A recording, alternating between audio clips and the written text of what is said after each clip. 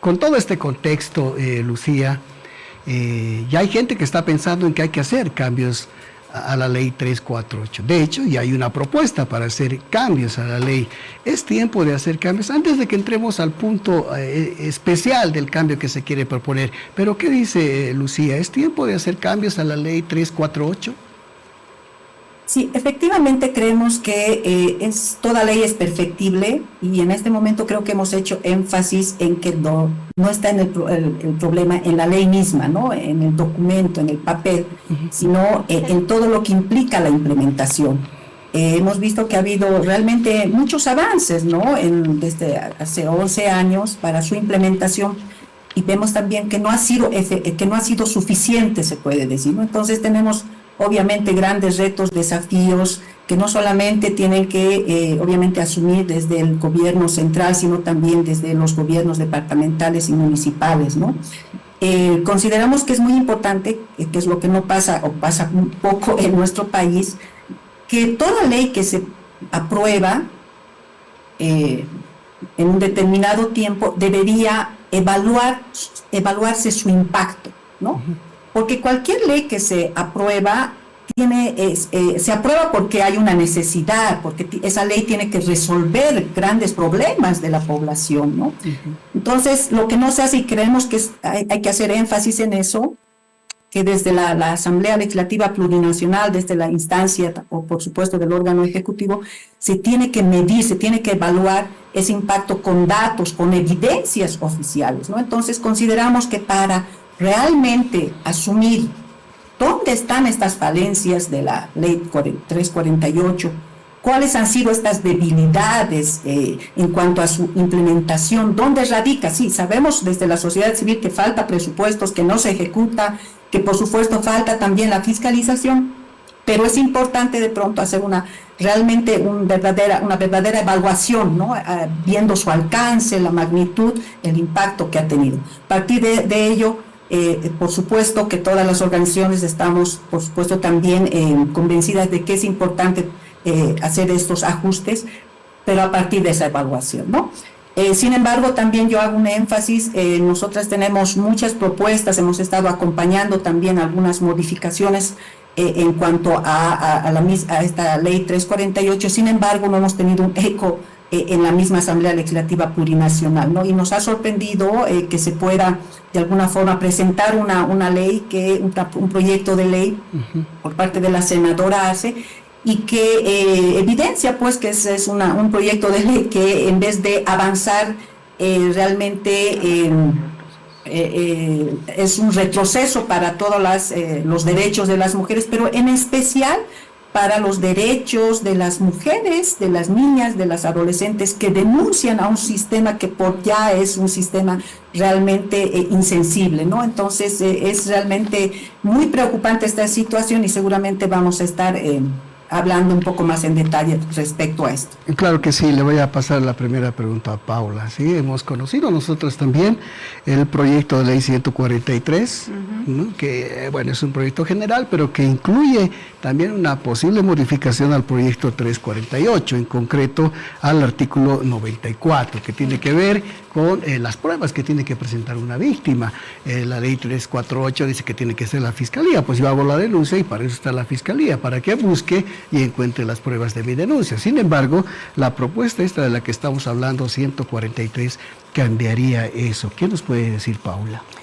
Obviamente nosotros tenemos un rechazo enfático a la modificación del artículo 94 presentado por la senadora Patricia Arce con el proyecto de ley número 143, 2023, 2024, porque justamente está planteando un retroceso en los derechos de las mujeres en cuanto elimina la protección que deberían tener las mujeres denunciantes para no ser revictimizadas. El revictimizar a una mujer que denuncia una situación de violencia no solamente es anticonstitucional, está en contra también de las convenciones y los mecanismos de derechos humanos. Se considera justamente que son actos que muchas veces caen en esta violencia institucional, al hacer repetir reiteradamente su situación a la denunciante, y se lo considera también como un trato cruel, humillante, degradante. Entonces, el plantear esto, además, en muchos casos, ¿no es cierto?, donde la condiciona que la toma de declaraciones sea establecido en un plazo, sin tomar en cuenta, por ejemplo, lo difícil y lo terrible que es los casos de violencia sexual, por ejemplo, en niñas, niños, adolescentes, mujeres. ¿Cómo le vas a poner un plazo al término, ¿no es cierto?, de la denuncia? Pero además, también presupone que las denunciantes mienten. Entonces, eso es también otro terrible retroceso, porque estamos obviamente, además, ni siquiera estableciendo en esta propuesta de la normativa, no solamente los tiempos, sino tampoco ni los fines, ni las formas en que se debería dar un peritaje psicológico, ¿no? Entonces, realmente nosotros consideramos que esto no significa, si hubiera que hacer en algún momento, como dice Lucía, previa evaluación, una mejora a la ley 348, en ningún momento puede ser para retroceder. Los derechos humanos nunca retroceden, son progresivos, es para mejorar y alcanzar ese fin último que tenemos como sociedad, eliminar la violencia en razón de género, porque somos las mayores víctimas las mujeres de este tipo específico de violencia. Bolivia no es un país violento en sí mismo, pero la violencia contra las mujeres es una realidad, es un hecho que existe. No es una ley, no es una normativa la que destruye familias, la que acaba con los matrimonios. Es la violencia machista la que acaba con las familias y los matrimonios. Entonces, obviamente, no podemos encarar este tipo de reformas desde una perspectiva de retrocesos, revictimizando a las mujeres, suponiendo además, presumiendo que son mentirosas en sí mismas, cuando todo lo otro ni siquiera tiene validez. Ya nos los ha dicho muy claramente nuestra viceministra Nadia en datos. O sea, ¿qué mujer se anima a lanzarse a una denuncia, ¿no es cierto? Pueden haber casos, no decimos que no, pero son pues seguramente muy excepcionales, y justamente porque un sistema de justicia permite ese mal manejo del sistema penal, vía chicanería, vía montones de corrupciones y de todo ello, ¿no? Pero en realidad, ustedes imagínense a una adolescente víctima de violencia sexual. Con esta reforma la vamos a revictimizar, le vamos a negar la posibilidad de que ella tenga un propio proceso para animarse a denunciar. Entonces es absolutamente indolente, pero además va contra los derechos de las mujeres denunciantes y va, por supuesto, en contra de lo que dice la Constitución Política del Estado. Es una reforma inconstitucional. Gracias, Paula. Le voy a pasar la misma pregunta a la viceministra. Seguramente usted ya ha leído el contenido de esta propuesta. ¿Cuál es su criterio? Es una medida inconstitucional y, de continuar su curso, es una medida violatoria de derechos humanos. Totalmente. Además, flagrante. Y yo quiero hacer énfasis a la recomendación general número 3 de la MESECBI, que señala que hay estándares establecidos específicos para aplicar el principio de veracidad ante delitos de violencia sexual específicamente. Aquí, más allá de que nos hayan dicho mentirosas a las mujeres por presentar una denuncia, lo que está planteando la reforma es básicamente impunidad. ¿Por qué? Actualmente, de acuerdo a una revisión que sí hizo el Ministerio de Justicia, en 134 municipios hemos encontrado 12 cámaras GESEL, en 134 municipios. Hemos encontrado la presencia de 23 fiscales especializados en violencia de género y 6 oficinas del IDIF, en 134 municipios, entre categorías A, B, C, D. Y lo que la reforma de la senadora, que seguramente no conoce estos datos y no conoce la realidad que tenemos respecto a las instituciones en la ruta de atención de violencias, es pedir que se haga en cámaras GESELES es que o van a tener que salir las víctimas hacia las capitales de departamento para que se las escuche. Pedir que eso sea corroborado por peritos que no tenemos la cantidad suficiente, lo que va a terminar de consolidar y de socavar es la impunidad. Ahora, cuando estamos hablando de denuncias de violencia, especialmente en tentativas de feminicidio y a los feminicidios, sí es el único lugar, el único momento donde se aplica la regla de la detención preventiva como regla. ¿Y eso por qué? Ustedes se acordarán, y para los que tienen la mente frágil, Richard Choque, un feminicida, pero además serial, estaba libre en su casa con los cuerpos de las víctimas en sus pisos, con la indolencia de un sistema de justicia que había decidido, pese a tener una sentencia, liberarlo con certificados médicos falsos y demás. Lo que dice Paula, ¿no? Es el sistema judicial que todavía es frágil ante este tipo de hechos. Pero después, en el resto de los casos, y eso es importante para la población, nuevamente, es mentira que se aplica detención preventiva solamente con la presentación de la denuncia. El principio de veracidad lo que está señalando no es que con el testimonio, con la denuncia se aplica la detención, sino que el sistema no tiene por qué preguntarle 2, 3, 4, 10 veces como sucedía, y en algún caso todavía llega a suceder, para que las víctimas repitan: yo soy Andrea Machicado, mi padre o mi hermano o el tío me ha violentado sexualmente por 3 años. No necesitamos que esa Andrea Machicado lo repita ante la policía, ante el SLIM, ante el fiscal, ante el juez. O sea, no, eso es lo que implica el principio de veracidad, es decir, como sistema vamos a escuchar a la víctima, pero no es ese el fundamento o el único pilar sobre el cual se va a aplicar una sentencia, no lo es. Ahí, ¿quién debe estar obligado a investigar? Es la fiscalía, pero ahí el límite es: usted fiscalía y usted policía no va a ir a revictimizar a esa persona, no va a ir a revictimizar a esa mujer. Lo que usted va a hacer es conseguir el resto de pruebas para poder llegar a una sentencia justa. Lo otro que no toma en cuenta esta reforma es que sí hace un énfasis especialmente en casos de violencia sexual, que eso nos llama la atención. Yo quisiera que el presidente del Senado nos diga por qué la reforma que están planteando es específica para casos de violencia sexual. En Bolivia tenemos más de 83,000 denuncias de violencia sexual, donde la gran mayoría es en contra de niñas, niños y adolescentes. Entonces, ojo con esa reforma, porque estamos planteando generar más barreras de acceso a la justicia a las víctimas de violencia sexual, a los infantes, niñas, niños y adolescentes. Eso es lo que nos está planteando esta reforma en el Senado.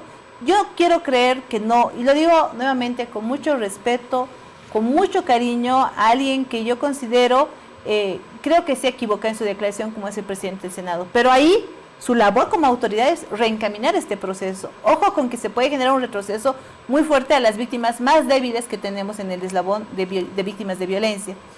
Y lo otro que creo que es importante también para señalar es que solamente el 4.16% de todas esas denuncias que han llegado en estos 10 años hoy están privados de libertad.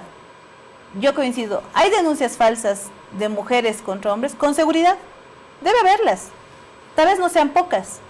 Hay denuncias falsas de hombres contra mujeres, con seguridad, y seguramente tampoco son pocas, pero ojo, aquí quienes deberían responder no es Paula Estensoro, no es la coordinadora de la mujer, no es el Ejecutivo, tampoco el senador, la senadora que está planteando la reforma. ¿Por qué no está el fiscal general? Si lo que están denunciando es entre retardación y hechos irregulares, cuando están presentando las denuncias. Lo hemos hecho a las mujeres por muchos años, el caso de Richard Choque es el más emblemático. Pero acá están diciendo, acá la policía, acá la fiscalía y acá los jueces presentamos la denuncia y la tergiversan o están actuando, haciendo actos arbitrarios y contrarios a un interés en justicia. Ellos son los que deben responder, y no es sobre la 348, es sobre la forma en cómo se está aplicando la 348. Y ojo, detrás de un denunciado como victimario que está señalando irregularidades y que quiere justicia, estamos igual del otro lado las víctimas que están pidiendo sentencias, que están pidiendo medidas de protección efectivas para que no las maten. Entonces, ahí nuevamente no nos desviemos del problema central. No es un problema entre hombres y mujeres, no es un problema de que la ley deba o no deba ser reformado, con seguridad tiene que ser reajustada, ojalá en el marco del diálogo de 2 años que se ha tenido en Bolivia, sino es un sistema que nuevamente está siendo puesto en el banquillo de los acusados. Así que por favor, compañeras, compañeros, bajemos a las mujeres de ese banquillo de acusados y pongamos a los actores del sistema, hombres qué casualidad, todos hombres, que nos digan, oye, si ese hombre está denunciando que la policía le ha hecho cobros o le está chantajeando junto con el fiscal, bueno, tu policía, tu fiscalía, ¿qué vas a hacer para responder? ¿Qué canal vamos a abrir para denunciar y expulsar de nuestro sistema a esos policías y esos fiscales que si hubiesen cometido esos hechos, no los sigan cometiendo? Una llamada de atención mucho más grave. El juez de garantías está para velar por los derechos de las víctimas, pero también de los acusados. ¿Dónde está el rol activo de un juez de garantías que está viendo que se está aplicando medidas cautelares, pues arbitrarias, forzosas, donde las medidas de protección para las mujeres no son efectivas, donde se dan cuenta de que la investigación, además de la toma de declaraciones, no avanza en otros actos investigativos? Entonces, ojo ahí. Y ahí yo creo, y de verdad lo planteo, he escuchado algunas propuestas muy razonables de grupos de varones. Creo que debemos sentarnos y escucharnos. Con seguridad tenemos más en común de lo que creemos. No entremos en el falso debate de este es un tema de hombres y mujeres. No, es un tema de mujeres y hombres contra un sistema patriarcal y un sistema de justicia que está teniendo problemas todavía para implementar la 348. Le voy a pedir a Lucía también que nos dé su criterio sobre este punto. Lucía, por favor.